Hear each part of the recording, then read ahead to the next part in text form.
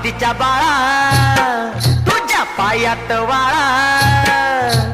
पार्वतीच्या बाळा तुझ्या पायात वाळा, पुष्पहारांच्या घातल्यात माळा, ताशाचा आवाज, ताशाचा आवाज तारारा झाला र गणपती